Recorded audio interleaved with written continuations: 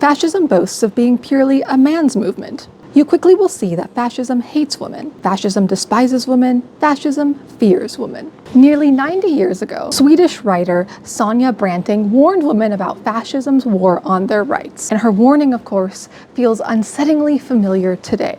The task of women is to be beautiful and to give birth to children for men, cries Goebbels. In Nazi Germany, girls were trained in youth leagues to become housewives and mothers for the nation. Today, there's a similar script repackaged. In our feeds, there's the trad wife, all throughout TikTok and Instagram, glamorizing submission, homemaking, and domestic life as the natural role of all women. And it's starting to look suspiciously like Branting's 1936 warning. Over 600,000 women have been forced out of their professions, out of their life work, and pushed back into the kitchens or onto the streets. Branting described how fascists erased women from professions and forced them back into the home. And today we see similar things in how employers still police women's work. But of course, there's not always some sort of legal paper trail to follow. Here in the United States, depending on where you are, there's pressure to look and behave a certain way if you're a woman. A future German empire will never accept a woman without children. Under fascism, citizenship was tied to motherhood. And today,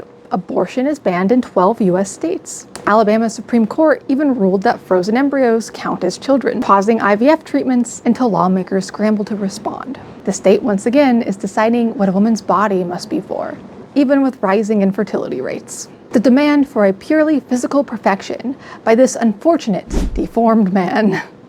Branting mocked fascist obsession with women's looks. Today, US schools and workplaces still dictate appearance. Districts in Texas ban head coverings and certain hairstyles, disproportionately punishing girls, Muslim students, and Black students. Dress and grooming codes are very political. At first, all women's organizations were dissolved. Fascists crushed independent women's groups. Now in the US, political attacks have been targeting feminist and queer organizations, defunding equality programs, and rolling back protections. Every woman, every fighter for the rights of women and equality must be appalled and enraged. Branting's words were a serious warning. Fascism always narrows women's choices in work, in family, in appearances. So the faces may change, the platforms may shift, but a pattern and method remains.